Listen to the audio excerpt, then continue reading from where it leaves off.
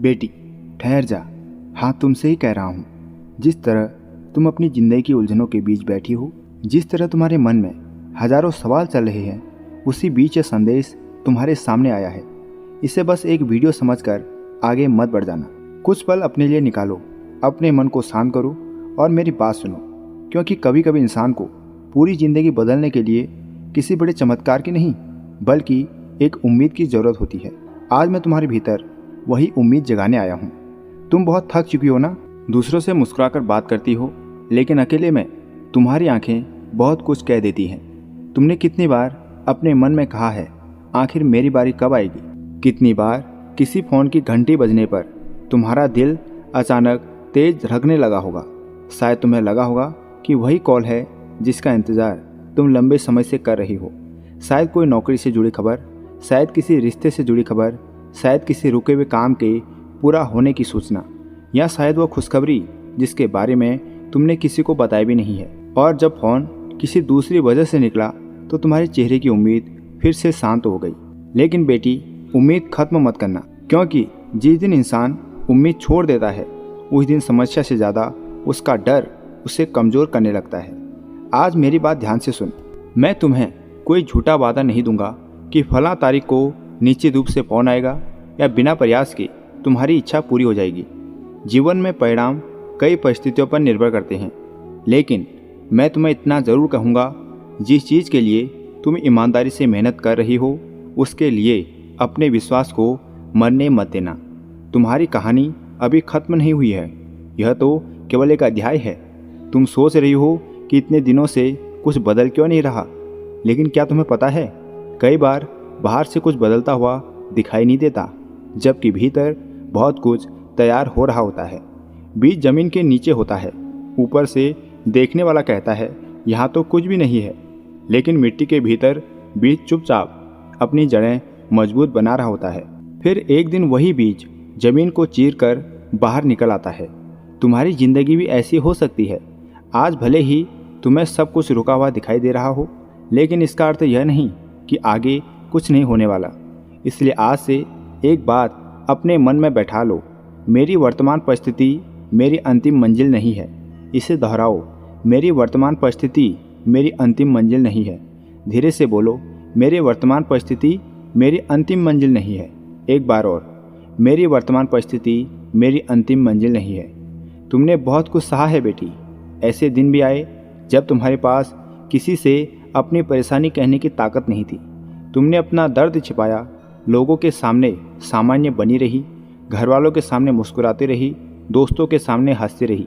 लेकिन रात को जब सब सो गए, तब तुम्हारे मन ने तुमसे पूछा, क्या सच में मेरा समय कभी बदलेगा? और तुमने खुद को ही जवाब दिया, पता नहीं। यही पता नहीं तुम्हें अंदर से थका रहा है। लेकिन आज उस पता नहीं की जगह एक नई बात रखो, मैं प्रयास करती रहूँगी और सही समय आने तक विश्वास नहीं छोड़ूंगी। यही तुम्हारी ताकत बनेगी। और अगर तुम्हारे जीवन में कोई खुशखबरी आने वाली है, तो उसके आने से पहले अपने मन को उसके योग्य बनाओ, क्योंकि खुशखबरी केवल फ़ोन की घंटी नहीं होती। कभी कभी खुशखबरी यह होती है कि तुम्हारे भीतर फिर से जीने की इच्छा पैदा हो जाए। कभी खुशखबरी यह होती है कि महीनों से बंद रास्ते में एक छोटा सा रास्ता दिखाई दे जाए। कभी खुशखबरी किसी व्यक्ति के रूप में आती है, कभी अवसर के रूप में, कभी एक फ़ोन कॉल के रूप में, और कभी वह भीतर से आती है जब तुम्हें अचानक महसूस होता है कि मैं हारने वाली नहीं हूँ। बेटी, अगर तुम अभी भी यह सुन रही हो, तो अपने मन में उस व्यक्ति, उस काम या उस सपने को याद करो जिसके लिए तुम लंबे समय से प्रार्थना कर रही हो। उसे याद करो, लेकिन डर के साथ नहीं, विश्वास के साथ। अपने मन से कहो, हे प्रभु, जो मेरे लिए उचित है उसे मेरे जीवन में सही समय पर लेकर आना। मुझे धैर्य देना, सही निर्णय लेने की बुद्धि देना और मेहनत करने की शक्ति देना। बस इतना ही। तुम्हें हर समय संकेत को खोजने की जरूरत नहीं है, हर नंबर को चमत्कार समझने की जरूरत नहीं है, हर फ़ोन कॉल को अपनी किस्मत का फैसला समझने की जरूरत नहीं है। तुम्हें बस अपने कर्म करते रहना है, क्योंकि भक्ति का अर्थ केवल इंतज़ार करना नहीं है। भक्ति का अर्थ है विश्वास के साथ प्रयास करना। और जब परिणाम देर से मिले, तब भी अपने भीतर की रोशनी को बुझने मत देना। बेटी, तुम्हारे जीवन में जो भी अच्छा आए, उसके लिए पहले से अपने मन में जगह बना लो। अगर नौकरी चाहिए तो केवल नौकरी मिलने की कल्पना मत करो, अपने आप को उस नौकरी के योग्य बनाने के लिए आज क्या करना है यह सोचो। अगर किसी परीक्षा का इंतज़ार है तो केवल परिणाम की चिंता मत करो, आज की पढ़ाई पूरी करो। अगर किसी फ़ोन कॉल का इंतज़ार है तो फ़ोन को घूरते मत रहो, अपने बाकी ज़रूरी काम पूरी करो, क्योंकि तुम्हारी ज़िंदगी केवल उस एक कॉल पर निर्भर नहीं है, तुम उससे कहीं बड़े हो। और सुन, अगर आज तुम्हें कोई खुशखबरी नहीं मिली तो इसका मतलब यह नहीं कि कल भी नहीं मिलेगी। आज का मौन कल की आवाज़ को रोक नहीं सकता। आज का असफल प्रयास भविष्य की सफलता का दरवाज़ा हमेशा के लिए बंद नहीं करता। इसलिए रोना आए तो रो लेना, लेकिन रो कर उठना भी। थक जाओ तो आराम कर लेना, लेकिन फिर चलना भी। डर लगे तो भगवान को याद करना, लेकिन कदम आगे भी बढ़ाना। यही रास्ता है, यही विश्वास है और यही वह बात है जिसे तुम्हें आज अपने दिल में रखना है। तुम्हें हर किसी को अपनी कहानी बताने की ज़रूरत नहीं है। हर कोई तुम्हारे संघर्ष को समझे यह जरूरी नहीं। लोग तुम्हारी परेशानी सुनकर तुम्हें कमज़ोर समझेंगे। कुछ लोग तुम्हारी उम्मीद का मजाक बनाएंगे, कुछ लोग कहेंगे छोड़ दे अब कुछ नहीं होगा। लेकिन बेटी, तुम्हें अपने जीवन का फैसला दूसरों की आवाज़ से नहीं करना होगा। उनकी बात सुनो, लेकिन अपनी दिशा सोच समझ कर तय करो, क्योंकि तुम्हारे सपने का भार तुम्हें उठाना है। तुम्हारी मेहनत तुम्हें करनी है, तुम्हारी यात्रा तुम्हें तय करनी है और तुम्हारी जीत भी तुम्हें ही महसूस करनी है। इसलिए आज एक संकल्प लो, जब तक रास्ता पूरी तरह बंद न हो जाए तब तक तुम खुद को हारा हुआ घोषित नहीं करोगी। जब तक तुम्हारे भीतर सांस है तब तक तुम्हारे पास प्रयास करने का अवसर है, और जब तक प्रयास है तब तक संभावना है। अब आंखें बंद करो, गहरी सांस लो, धीरे से सांस अंदर लो और बाहर छोड़ो। अपने मन की सारी घबराहट को कुछ क्षण के लिए बाहर जाने दो।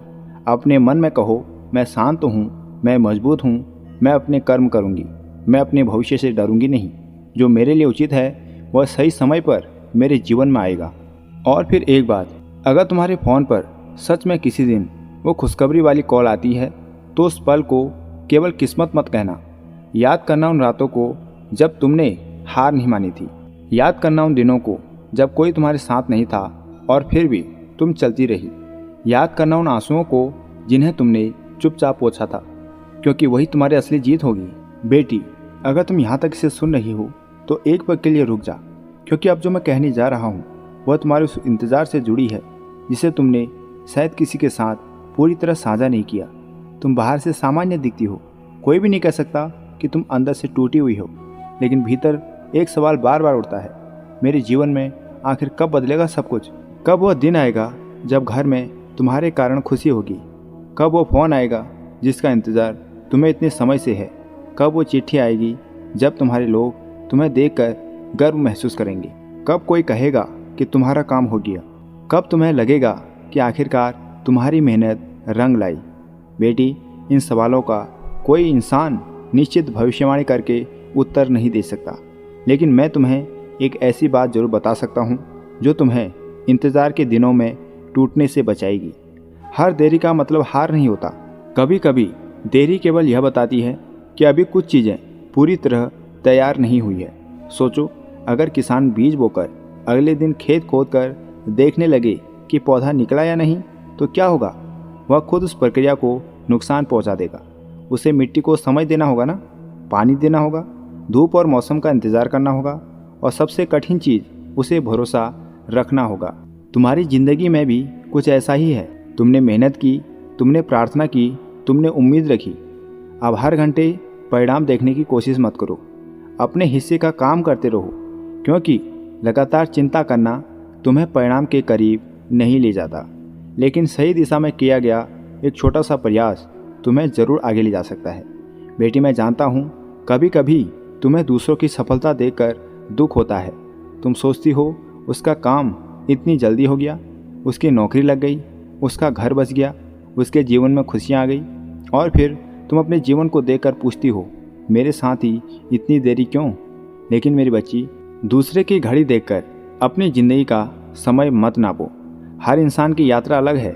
किसी को सुबह अवसर मिलता है, किसी को दोपहर में, किसी को शाम में।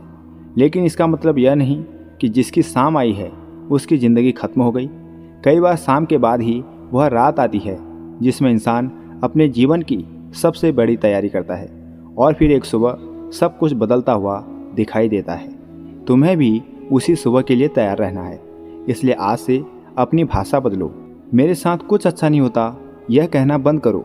मेरी किस्मत खराब है यह कहना बंद करो। मेरा कुछ अच्छा नहीं हो सकता यह कहना बंद करो। इसके बदले कहो मैं अभी रास्ते में हूँ। यह छोटा सा वाक्य तुम्हारे भीतर बहुत बड़ी ताकत पैदा कर सकता है, क्योंकि जो इंसान खुद को रास्ते में मानता है वह रुकता नहीं। जो इंसान खुद को खत्म मान लेता है वह प्रयास करना बंद कर देता है। मैं चाहता हूँ कि तुम प्रयास करना बंद मत करो। शायद तुम्हारा इंतज़ार किसी नौकरी के परिणाम का है, शायद किसी इंटरव्यू का है, शायद किसी परीक्षा का है, शायद किसी ऐसे व्यक्ति का फ़ोन आए जिसकी एक खबर तुम्हारे जीवन में खुशी भर सकती है। तो मेरी बात सुन, फ़ोन का इंतज़ार करते करते अपना जीवन मत रोक देना। फ़ोन तुम्हारे हाथ में है लेकिन ज़िंदगी तुम्हारे सामने है। जो करना है करते रहो। अपना काम करो, अपने परिवार के साथ समय बिताओ, अपने शरीर का ध्यान रखो, अपने लक्ष्य पर मेहनत करो और जब फ़ोन आए तब उसे खुशी से उठाना। लेकिन उससे पहले खुद को उस खुशी के योग्य बनाने में जुटे रहना, क्योंकि सबसे खूबसूरत खुशखबरी वह होती है जिसके पीछे तुम्हारी मेहनत भी जुड़ी होती है।